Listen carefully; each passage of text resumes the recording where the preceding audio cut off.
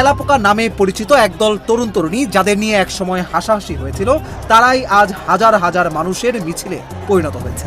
Barricade, কাঁদানো gas, লাঠিচার্জ কিছুই তাদের থামাতে পারেনি। প্রশ্ন এখন একটাই, এটা কি শুধু একটি ছাত্র আন্দোলন, নাকি মোদী সরকারের ক্ষমতা এখন হুমকির মুখে?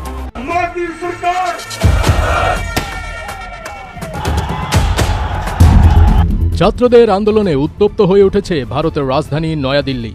নয়াদিল্লিতে মেডিকেল ভর্তি পরীক্ষা সংক্রান্ত প্রশ্ন ফাঁস ও অনিয়মের প্রতিবাদে আয়োজিত সংসদচলক কর্মসূচিকে কেন্দ্র করে ব্যাপক উত্তেজনা ও বিক্ষোভের মুখে ভারতের প্রধানমন্ত্রী নরেন্দ্র মোদী সংসদ ভবন ছেড়ে পালিয়ে যেতে বাধ্য হয়েছেন।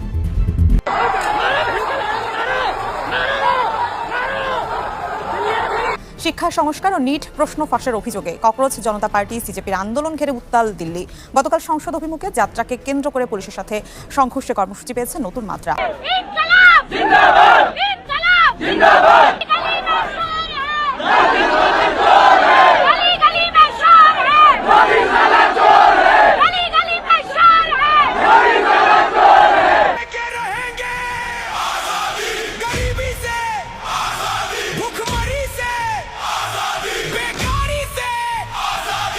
बैरिकेडिंग को यहाँ पे तोड़ करके यहाँ पे आगे की ओर सफर रहे हैं, आपको हम दिखाने का प्रयास करें। सरकार को मानना चाहिए, नहीं तो बहुत बुरा हो सकता है।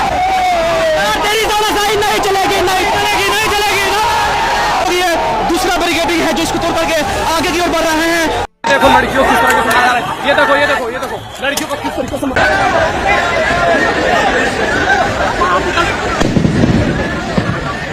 ভয়ে সংসদ থেকে মোদি কিন্তু ইতিমধ্যে পালিয়েছে। হ্যাঁ, ককরোচ গ্যাং এর কথা বলছিলাম। যে ককরোচ গ্যাং ইতিমধ্যে ভারতের সংসদ ভবন তাদের আয়ত্তে নিয়ে নিয়েছে। ওই সংসদ চলাকালীন অবস্থায় ওইখান থেকে কোনোভাবে মোদি দৌড়ে পালিয়ে যায়, এমনই একটি তথ্য সামাজিক যোগাযোগ মাধ্যমে ইতিমধ্যে ঘুরে বেড়াচ্ছে। অভিযোগ উঠেছে নরেন্দ্র মোদির বিরুদ্ধে। এখন সবার দাবি একটাই, নরেন্দ্র মোদির পদত্যাগ চাই। যদি তাই হয়ে থাকে তাহলে মিলে যায় বাংলাদেশের সেই জুলাইয়ের সাথে। আসসালামু আলাইকুম প্রিয় দর্শক, নতুন একটি আপডেট গরম নিউজে আপনাদের সবাইকে স্বাগত। প্রিয় দর্শক, পুরো ভারতে কিন্তু উত্তাল পরিস্থিতি, পুরো বিক্ষোভ, সমাবেশ, আন্দোলন, মিছিলে কিন্তু জর্জরিত অবস্থা, ভয়ঙ্কর অবস্থাতে কিন্তু বিজেপি সরকার এবং নরেন্দ্র মোদী সরকার। কি জন্য এমনটা হয়েছে, ছাত্ররা কেন বিক্ষুব্ধ আন্দোলনে জড়িয়েছে এবং পুরো উত্তাল রণক্ষেত্র তৈরি করেছে, সেই ভিডিওগুলো কিন্তু আজকের এই ভিডিওটিতে তুলে ধরবো। প্রিয় দর্শক, আপনারা সকলেই জানেন নরেন্দ্র মোদী সরকার এবং বিজেপি সরকার ছাত্রদের প্রশ্ন ফাঁস এবং বিভিন্ন দায়বদ্ধতার কারণে তারা কিন্তু মুসলমানদের উপর অত্যাচার করেছে এবং ছাত্রদের উপর বিভিন্ন অত্যাচার করেছে। আপনারা ভিডিও ফুটেজ দেখে কিন্তু অটোমেটিকলি আপনারা আন্দাজ করতে পেরেছেন যে আজকের এই ভিডিওটা কতটা গুরুত্বপূর্ণ। কেননা প্রিয় দর্শক, দেখেন ছাত্ররা কিভাবে পুলিশ ছাত্রদের কিভাবে পেটাচ্ছে, অমানবিক নির্যাতন, তাদের মানে হাতের লাঠিতে যেভাবে আঘাত করছে সেটা দেখলে আসলে সহ্য করার মতো না। আমাদের বাংলাদেশেও কিন্তু সেইভাবে ছাত্র জনতা, সেই আওয়ামী লীগ সরকার, ফ্যাসিবাদী সরকার শেখ হাসিনা কিন্তু বাংলাদেশ থেকে বিতাড়িত করে সেই ভারতে পালিয়ে যেতে বাধ্য করেছিল। এবারও কিন্তু ভারতে সেই অবস্থা তৈরি হচ্ছে। মোদী সরকার কিন্তু গতকাল যেভাবে ছাত্ররা পুরো সংসদ ঘেরাও করেছিল, সেজন্য তার যান নিয়ে কিন্তু সে যান ভিক্ষা নিয়ে কিন্তু সে পালিয়েছে সেই গাড়িতে করে। বিভিন্ন সিকিউরিটির মাধ্যমে তাকে কিন্তু সরিয়ে দেওয়া হয়েছে। প্রিয় দর্শক, এই আন্দোলন কবে থামবে, এই আন্দোলনের আসলে রথযাত্রা কোথায় গিয়ে থামবে সেটা আমরা কেউ ভালো করে জানি না। কেননা প্রিয় দর্শক, আমাদের বাংলাদেশে শেখ হাসিনা কিন্তু ফ্যাসিবাদী হয়েছিল, ছাত্রদের উপরে অমানবিক নির্যাতন করেছিল। অবশেষে ছাত্ররাই কিন্তু সেই ফ্যাসিবাদী আন্দোলন কায়েম করে একদম জুলাই অভ্যুত্থান করে ফ্যাসিবাদ কিন্তু তাড়িয়ে পুরো বাংলাদেশ কিন্তু ফ্যাসিবাদ মুক্ত করেছিল। সেরকমই অবস্থা কিন্তু আমরা ভারতে লক্ষ্য করছি। প্রিয় দর্শক, ভিডিওর শুরুতেই এরকম কয়েকটি ভিডিও এবং বিভিন্ন বিশ্লেষণের ভিডিওগুলো দেখে কিন্তু আপনারা ইতিমধ্যে বুঝতে পেরেছেন আজকের এই টপিকটা বা আজকের এই ভিডিওটা কতটা গুরুত্বপূর্ণ। তো প্রিয় দর্শক, সবাইকে রিকোয়েস্ট করব আজকের এই মূল রহস্যগুলো জানতে বা সম্পূর্ণ ভিডিওটি দেখতে অবশ্যই আমাদের এই ভিডিওটি শুরু থেকে শেষ পর্যন্ত দেখবেন। দেখলেই কিন্তু বুঝতে পারবেন আজকের এই ভিডিওটার মূল রহস্য বা মূল বিষয়বস্তু। তো প্রিয় দর্শক, তাই কথা বাড়াবো না, চলুন একটি লাইক দিয়ে সেই বিস্তারিত আলোচনাগুলো देखे आस उनके पैर की पोजीशनिंग देखिए, जो लगता है कि पैर के प्रयोग से वो लोगों को आगे बढ़ने से रोकना चाह रहे हैं।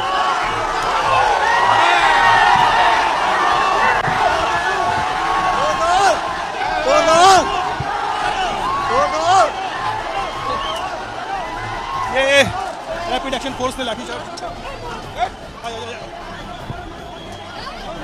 हाँ?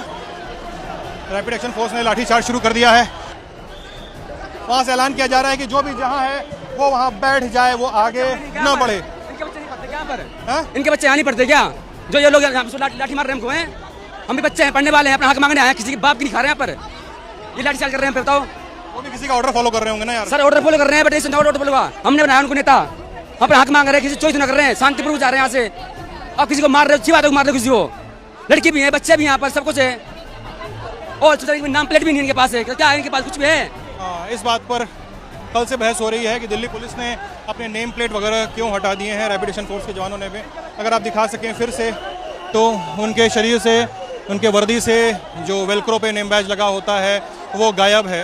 वहीं आइए, अरे सर दुनिया भर का मीडिया, सर देख तो लीजिए, दुनिया भर का मीडिया खड़ा है। आप किसी को नहीं निकाल रहे हो सर, आप केवल मुझे निकाल रहे हो। मीडिया को यहाँ पे घुसने से मना किया जा रहा है। जी विकास क्या बोल रहे हैं? आइए। राशिद के पाँव में और मेरे हाथ पे बहुत बुरी तरीके से पड़ी है।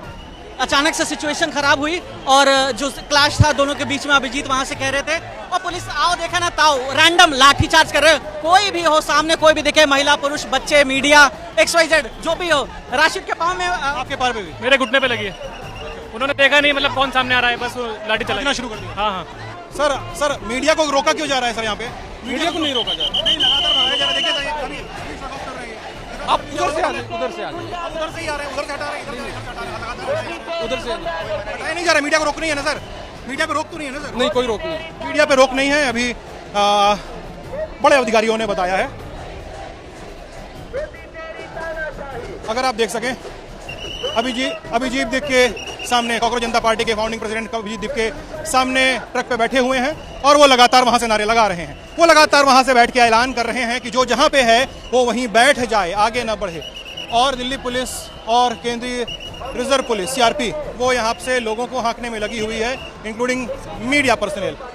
अधिकारी भले ही कह रहे हैं कि ऐसा नहीं है कि मीडिया पर रोक है, लेकिन फिर भी हटाया जा रहा है। देखिए साहब, सीटी बज गई। अब आपको दिखाते हैं कि इस पूरे मुद्दे पे पत्रकारों को काम करने में किस तरह की मुश्किलात का सामना करना पड़ रहा है। अगर आप इधर आते हैं तो देखिए, पहले रैपिड एक्शन फोर्स के जवान हाथ लगाते हैं। सर अभी मैंने अधिकारी से बात की, बोले मीडिया पे कोई रोक नहीं है, बोले किनारे से कर सकते हैं। मैं तो किनारे, तो इधर क्यों रोका है? रोका इधर कुछ रोका गया है? क्यों रोका गया है? वही सर, आप लोग के पास जवाब होता नहीं है कि क्यों रोका गया है। तो वही है कि मीडिया को कॉर्डन ऑफ करके बाहर किया, sorry sir, media cordon off करके बाहर किया जा रहा है। सर अरे सर, हाँ अंदर नहीं जाना है। नहीं, इस घेरे से बाहर रहिए प्लीज। अरे सर, बड़ा अजीब सा इमेज बनेगा आप लोग का, बात नहीं करेंगे सर। सर एक मिनट सर, ये बता दीजिए कि मीडिया को रोक है क्या? मीडिया पे रोक है क्या? इधर बड़ी दिक्कत हो रही है काम करने में, थोड़ा आने नहीं दे रहे हैं सर ये लोग। आप देखिए, मीडिया की प्रोटेक्शन भी तो हमारी जिम्मेदारी है। अरे सर मीडिया की प्रोटेक्शन इनकी जिम्मेदारी है, पुलिस अधिकारी ऐसा कह चुके हैं। लेकिन अगर हम बता दें तो rapid action force, Delhi police और CRP के जवान लगातार तैनात हैं इस कोशिश में कि इस प्रोटेस्ट मार्च को आगे न बढ़ने दिया जाए। इसलिए उन्होंने लगातार पुश बनाया हुआ है। यहाँ पे जितने भी प्रदर्शनकारी हैं वो यहाँ पे बैठ गए हैं। वो आगे उन्हें बढ़ने से रोका गया है। अभिजीत दीप के ऊपर बैठे हुए हैं, वहाँ से वो लगातार, अगर आप देख सकते हो तो वो फ्रेम में आ रहे हैं उनके, तो अभिजीत दीप को आप देख सकते हैं, ऊपर से लगातार वो भाषण दे रहे हैं, प्रोटेस्टर्स को शांत कराने की और स्थिति को संभालने की कोशिश कर रहे हैं। बहरहाल हमारी कवरेज जो है वो चलती रहेगी। रैपिड फोर्स के जवान तैनात हैं। सर इधर देखिए, इधर से भी ये लोगों का एक जत्था उल्टी दिशा में चला आ रहा है, छात्रों का जत्था चला जा रहा है, ये भी प्रदर्शनकारी हैं। पुलिस के लोग बोल रहे हैं कि ये स्थिति अच्छी नहीं है, ये अच्छी स्थिति नहीं है कि अगर पीछे आ जाए, ये अगर पुलिस यहाँ पर भी एक्शन लेती है तो दोनों तरफ से लोग बीच में फंस जाएंगे। जी बीच में मारा, 2 डंडे मारे। मेरा 5 साल का बेटा है छोटा, मैं उसका फ्यूचर खराब नहीं होने देना चाहूंगी। डंडी यहाँ पे मारने की जरूरत है क्या इन लोगों को? क्या इन लोगों को इतनी शर्म नहीं है कि डंडी यहाँ से नीचे मारी जाएगी? इन्होंने यहाँ डंडी मारी है, ये देखिए। मार रहे यार, हैं? लड़कियों को, और वो भी मेंस पुलिस थे, वो फीमेल नहीं है, वो मेंस। इस तरीके से ये सरकार इतनी बेपरवाह हो गई है कि इन्हें कुछ रत्ती भर भी पल्ले भर कुछ फर्क ही नहीं पड़ता कि ये युवाओं का फिरते सबसे बड़े एंटी नेशनल तो ये लोग हैं। खून की प्यासी हो गई है।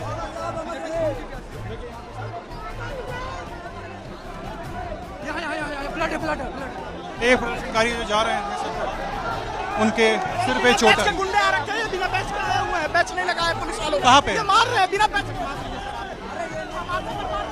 बिना पैच के। पुलिस वाला गुंडे हैं, पुलिस वाला गुंडे हैं। आ जाओ, आ जाओ।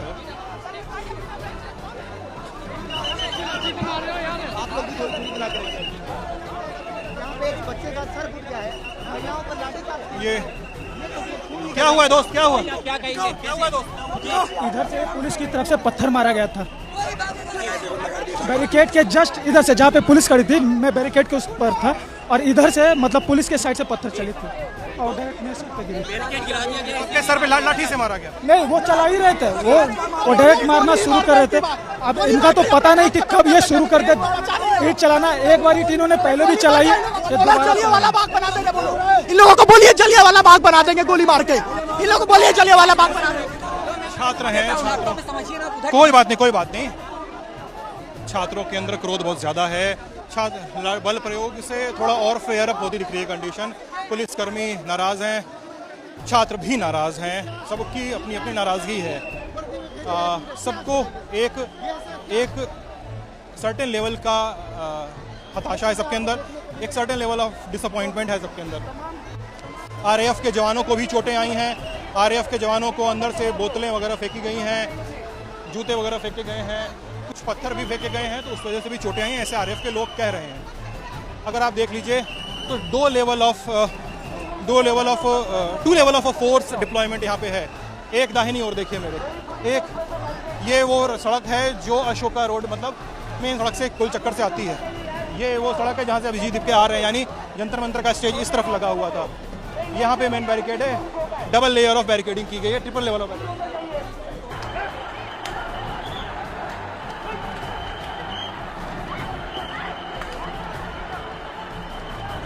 বাংলাদেশ পূজা উদযাপন পরিষদের সাবেক সভাপতি জেএল ভৌমিক তিনি গত 17 তারিখ অর্থাৎ শুক্রবারে একটি জঘন্য মন্তব্য করেছেন। তার এই সাম্প্রদায়িক বিষ বাষ্পে ভরা জঘন্য মন্তব্য এমন সময় করেছেন এবং এমন এক জায়গায় দাঁড়িয়ে করেছেন যখন তার ওই প্রোগ্রামে সংস্কৃতি মন্ত্রী হিসেবে উপস্থিত ছিলেন নিতাই রায় চৌধুরী। তিনি কি বলেছেন, কেন বলেছেন, এই বিষয়গুলো একটু ডিটেলসে যাব। তার আগে আপনারা যখন এই ভিডিওটি দেখছেন তখন হয়তো অনেকেই উত্তেজনায় কাঁপছেন, কেউ বা হতাশায় ভুগছেন। কারণ আমি যখন এই ভিডিও করতে বসেছি 19শে জুলাই দিবাগত রাত 11:30টায়, এর অল্প কিছুক্ষণ পরেই শুরু হতে যাচ্ছে স্পেন এবং আর্জেন্টিনার মধ্যকার বিশ্বকাপ ফুটবলের ফাইনাল ম্যাচ। বাংলাদেশে যেমন অসংখ্য আর্জেন্টিনার ভক্ত রয়েছে, সাপোর্টার রয়েছে, তারা চরম উত্তেজনায় ইতিমধ্যে কাঁপছে। এই পর্যন্ত তাদের প্রিয় দল ফাইনালে এসেছে, তারা এই উত্তেজনায় উত্তেজিত। অপরদিকে ব্রাজিলের সাপোর্টার যারা, তারা বিদায় নিয়েছে এবং মনে প্রাণে চাচ্ছে আর্জেন্টিনা হেরে যাক এবং তারা আজকে স্পেনের সাপোর্ট করবে। বাংলাদেশের কিছু আর্জেন্টিনার সাপোর্টার, কিছু ব্রাজিলের সাপোর্টার, কিছু অন্যান্য সাপোর্টার তারা আর্জেন্টিনা বা ব্রাজিলকে বাদ দিয়ে এই মুহূর্তে স্পেনকে সাপোর্ট করছে এই কারণে যে স্পেন ফিলিস্তিন ইস্যুতে তারা ব্যাপক শোরগোল করেছে। ফিলিস্তিনের উপরে ইসরায়েলের যে বর্বর হামলা এটির নিন্দা জানাতে শুরু করেছে। এমনকি স্পেন এবং আর্জেন্টিনা ফুটবলের সবচেয়ে আকর্ষণীয় যে ব্যক্তিতে পরিণত হয়েছেন লামিন ইয়ামাল, তিনি বর্তমানেই কয়েকদিনে সারা পৃথিবীর একমাত্র এবং ভাইরাল একজন ব্যক্তিতে পরিণত হয়েছে অল্প কয়েকদিনের ভিতরে। কারণ সেমিফাইনালে জয়ের পরে এই লামিন ইয়ামাল পুরো স্টেডিয়াম জুড়ে ফিলিস্তিনের পতাকা উড়িয়েছে। এটাই সারা পৃথিবীর মানুষ লামিন ইয়ামালের পাশে এসে দাঁড়িয়েছে এবং ফিলিস্তিনের মানুষও লামিন ইয়ামালের জন্য দোয়া করেছে এবং এই বার্তা ছড়িয়ে দিয়েছে যে আমরা তোমার পাশে আছি, তুমি জিতবে। এই বার্তাটির কারণে মূলত মুসলিম বিশ্ব স্পেনের পাশে দাঁড়িয়েছে। যদিও স্পেনেরও একটা জঘন্য অতীত আছে, এপ্রিল ফুল আমরা যেটা বলি, সেই এপ্রিল ফুল 14ই এপ্রিল কর্ডোবার মুসলমানদেরকে তারা মসজিদের ভিতরে আটকিয়ে আগুন দিয়ে পুড়িয়ে হত্যা করেছিল। এই ইতিহাস তাদের আছে। এটি যেমন মুসলমানদের জন্য দগদগে ক্ষত, অপরদিকে লামিন ইয়ামালের বর্তমান কর্মকাণ্ড এবং স্পেনের বর্তমান শাসক তারা ফিলিস্তিনকে অকুণ্ঠ সমর্থন জানানোর কারণে মুসলিম বিশ্বও এই ফুটবলে স্পেনের সাপোর্টার হয়েছে। যাই হোক, আপনারা যখন এই ভিডিওটি দেখছেন তখন হয়তো নির্ধারণ হয়ে গেছে আর্জেন্টিনা জয়লাভ করেছে অথবা স্পেন জয়লাভ করেছে। যে দলই জয়লাভ করুক আমরা উভয় দলের জন্য শুভকামনা জানাচ্ছি, দুই দলের জন্যই। তবে যে দল বিশ্বকাপ ইতিহাসের ফাইনাল অর্থাৎ বিশ্ব চ্যাম্পিয়ন হবে সেই দলের জন্য অগ্রিম শুভেচ্ছা জানিয়ে আমরা চলে যাচ্ছি ওই এলজে ভৌমিকের ব্যাপারে। এলজে ভৌমিক কি মন্তব্য করেছে তার ভিডিওটা আসুন আগে আমরা একটু শুনি, তারপরে কথা বলি। ঢাকা বিশ্ববিদ্যালয় পর্যন্ত এটা একটি বড় মাদ্রাসায় পরিণত হয়েছে। গুলশান বনানী বাড়ি ধারায় এতগুলি মসজিদ, সেখানে একটা মন্দিরের জায়গা নাই। সারা বাংলাদেশে এখন একজন সনাতনী সম্প্রদায়ের সচিব নাই। আমাদের ডিসি এসপি কোথাও আমাদের কোনো পদায়ন নাই, এবং ডক্টর ইউনূস সমস্ত ক্ষেত্র থেকে সমস্ত হিন্দুদেরকে বিতরণ করে গেছেন। আমরা শেখ হাসিনার কাছেও আমি যখন পূজা পরিষদের সভাপতি, আমি পাশে বসে ওনাকে বলেছি যে আপনি এই দেশে মাদ্রাসা শিক্ষার সমানে যেভাবে, আমি একজন শিল্পপতি হিসেবে বলি, যেমন র মেটেরিয়াল দিবেন প্রোডাকশন সেরকম বেরোবে, সমানে মাদ্রাসা বানাচ্ছেন, এই দেশ আফগানিস্তান হবে, পাকিস্তান হবে। আপনারা ভিডিওটা শুনলেন, তিনি এখানে প্রচণ্ডভাবে মিথ্যাচার করেছে, অসংখ্য মিথ্যা কথা দিয়ে তিনি তার বক্তব্য পূরণ করেছে, এবং সংস্কৃতি মন্ত্রীকে পাশে বসিয়ে তিনি এই ধরনের মিথ্যাচার যখন করেছেন, তখন সংস্কৃতি মন্ত্রীও কোনো কথাই বলেন নাই। বরং তিনি তো কিছু বলবেন না, কারণ সব ওই একই গোয়ালের গরু, সবগুলো একই গোয়ালের গরু। প্রথমে আমরা একটু ধরিয়ে দেই, তিনি বলেছেন যে ইউনূস সরকার আসার পরে বাংলাদেশ থেকে হিন্দু যে সমস্ত সচিব ছিল, ডিসি ছিল, সবাইকে বিদায় করে দিয়েছে, সবাইকে চাকরি থেকে বরখাস্ত করেছে। এইটা পুরা ডাহা একটা মিথ্যা কথা। এর প্রমাণ হিসেবে আমরা জনপ্রশাসনের ওয়েবসাইটে একটু ঘাটলাম, সেখানে 87 জন সচিব বা এই সমমর্যাদার কর্মকর্তাদের নামের তালিকা দেওয়া আছে। এইখানে আমরা অন্তত 4 জনের নাম পেয়েছি যারা হিন্দু ধর্মাবলম্বী। তাহলে তিনি যে বললেন একজন সচিব নাই, সবাইকেই ঝেঁটিয়ে বিদায় দিয়েছে, তাহলে তার এই কথা কি সর্ববই মিথ্যা। এরপরে তিনি বলেছেন বাংলাদেশে একটা ডিসি নাই, ওসি নাই, কিছুই নাই, সবগুলোকে বিদায় করে দিয়েছে। তার এই বক্তব্য শোনার পরে আমি 64টা জেলায় সার্চ করলাম যে এখানে হিন্দু ডিসি কয়জন আছে। আমি 3 জনের নাম পেয়েছি, আপনারা হয়তো আরো খুঁজে পাইতে পারেন। মেহেরপুরের যিনি বর্তমান ডিসি তিনি শিল্পী রানী রায়, আর কুড়িগ্রামের যিনি বর্তমান ডিসি তিনি অন্নপূর্ণা দেবনাথ। আপনাদের মনে আছে এই অন্নপূর্ণা দেবনাথের কথা, ওই যে মাহবুব আলম সালেহিনের নমিনেশন পেপার তিনি তড়িঘড়ি করে বাতিল করে দিয়েছিলেন সমস্ত শর্ত পূরণ করার পরেও, এবং তিনি পরিষ্কার বলে দিয়েছিলেন যে আদালতের মাধ্যমে আসেন। এই সেই অন্নপূর্ণা দেবনাথ। আর সিলেটে সারোয়ার আলমকে বিদায় করার পরে যাকে ভারপ্রাপ্ত ডিসি হিসেবে দায়িত্ব দেওয়া হয়েছিল পিঙ্কি সাহা, তাহলে নাই কেন? এরপর আমি আরো একটু ঘাটতে গেলাম, ঘাটতে যে আমি বাংলাদেশে এখন প্রায় 630টা থানা আছে। এই 630টা থানা সব তো আর দেখা সম্ভব না, তবে 130টার মতো দেখার পরে সেখানে 14 জনের নাম পাওয়া গেছে বর্তমান যারা ওসি হিসেবে দায়িত্ব পালন করছেন। তাহলে এই যে এলজে ভৌমিক মিথ্যাচার করলেন, তার এই মিথ্যাচারের কারণ আমরা বুঝি। তিনি অভিযোগ করেছেন যে আমাদের এদেশে কোনো দামমান দেওয়া হয় না। কেন? আপনার দামমান কেন দেওয়া হবে? আপনি কি বাংলাদেশকে ধারণ করেন? আপনি কি বাংলাদেশকে অন করেন? আপনি তো বাংলাদেশকে অন করেন না। আপনার হৃদয়ে আছে ওই ভারত। আপনি শয়নে স্বপনে জাগরণে নিশীতে সবসময় আপনার হৃদয়ের ভিতরে আপনি তো ভারতকে ধারণ করেন। আমরা তো এখানে সংখ্যাগুরু এবং সংখ্যালঘু এই হিসাবে যেতে চাই না। হিন্দু, মুসলিম, বৌদ্ধ, খ্রিস্টান প্রত্যেকেই তো এদেশের নাগরিক। এই দেশের আলো বাতাসে তারা বড় হয়েছে, এদেশের মাটিতে তারা মানুষ হয়েছে। কিন্তু এদেশের আলো বাতাসে বড় হয়ে তারা যদি এই দেশকে ধারণ না করে, তারা যদি অন্য কোনো দেশকে ধারণ করে, এই দেশকে যদি অন্য কোনো দেশের অঙ্গরাজ্য বানাতে চায়, তাহলে তাদেরকে কে এইখানে বসিয়ে রাখবে? আমরা ভুলে যাই নাই পিয়া শাহর কথা। পিয়া শাহ ডোনাল্ড ট্রাম্পের আগের মেয়াদে তিনি কি করেছিলেন?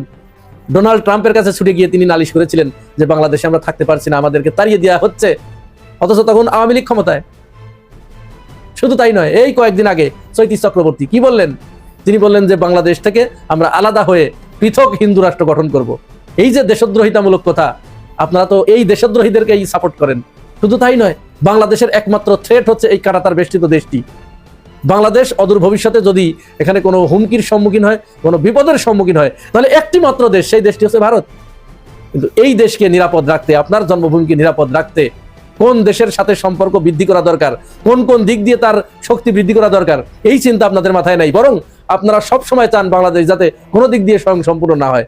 বাংলাদেশ যেন তার আকাশ প্রতিরক্ষা ব্যবস্থা গড়ে তুলতে না পারে, বাংলাদেশ যেন তার সামরিক প্রতিরক্ষা ব্যবস্থা গড়ে তুলতে না পারে, বাংলাদেশ যেন সামরিক প্রযুক্তির দিক দিয়ে কোনো রকম উন্নতি না করতে পারে। আপনাদের সবসময় এই চিন্তা। বাংলাদেশ যদি কোনো একটা প্লেন কিনতে যায়, ড্রোন কিনতে যায়, বা একটা যুদ্ধ বিমান কিনতে যায়, সবার আগে আপনি ঝাঁপিয়ে পড়েন, আপনারা ঝাঁপিয়ে পড়েন যেটা দরকার নাই। কেন? আমরা খেতে পাই না, এটা কেন দরকার? এটা কেন আপনারা বলেন সেটা আমরা বুঝি। এরপরে তিনি মারাত্মক যে অভিযোগটি করেছেন, তিনি বলেছেন ঢাকা বিশ্ববিদ্যালয় মাদ্রাসা হয়ে গেছে। ঢাকা বিশ্ববিদ্যালয় মাদ্রাসা হয়ে গেছে, এই কথা এর আগে কে বলেছে? দেখেন তো মেলে কিনা। এই কথা এর আগে বলেছে ফজলুর রহমান। তার মানে কি ফজলুর রহমান আর এই এলজে ভৌমিক কোনো পার্থক্য আছে? দুটো একই, শুধু নামের ভিন্নতা। কিন্তু এই ফজলুর রহমানকেও যে চালায়, এই এলজে ভৌমিককেও সেই চালায়। তার আগে কে বলেছে? তার আগে বলেছে ববি হাজ্জাজ। একই গ্রুপের, একই গোয়ালের গরু এগুলো। ওনারা চরম উদ্বিগ্ন।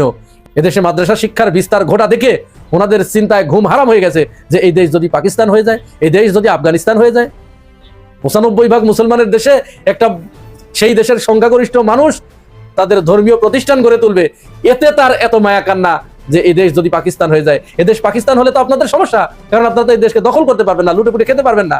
এদেশ যদি সাম্রাজ্যবাদের বিরুদ্ধে ঐক্যবদ্ধ হয় তাহলে তো আপনাদের সমস্যা। আপনারা তো এগুলো অন করতে পারেন না, আপনারা তো এগুলো সহ্য করতে পারেন না। আপনারা চান যে কোনোভাবে বাংলাদেশকে দুর্বল করে দিতে। তো প্রিয় দর্শক, ভিডিওগুলো দেখলেন এবং এই ভিডিও সম্পর্কে বিস্তারিত আলোচনা শুনলেন বা জানলেন। এই ভিডিও সম্পর্কে আপনাদের কি মতামত অবশ্যই কমেন্ট করে লিখে জানিয়ে দিন। যারা এখনও আমাদের এই চ্যানেলটি সাবস্ক্রাইব করেনি, প্রতিনিয়ত এরকম দুর্দান্ত সব টপ আপডেট এবং গরম গরম খবর পেতে এখনই আমাদের এই চ্যানেলটি সাবস্ক্রাইব করে পাশে থাকা বেল বাটনটি অন করে দিন। আর যারা ইতিমধ্যেই সাবস্ক্রাইব করেছেন তাদেরকে অসংখ্য ধন্যবাদ। তো প্রিয় দর্শক, দেখা হচ্ছে নতুন কোনো টপিক বা নতুন কোনো ভিডিও নিয়ে। ততক্ষণ পর্যন্ত সবাই ভালো থাকবেন, সুস্থ থাকবেন। আল্লাহ হাফেজ।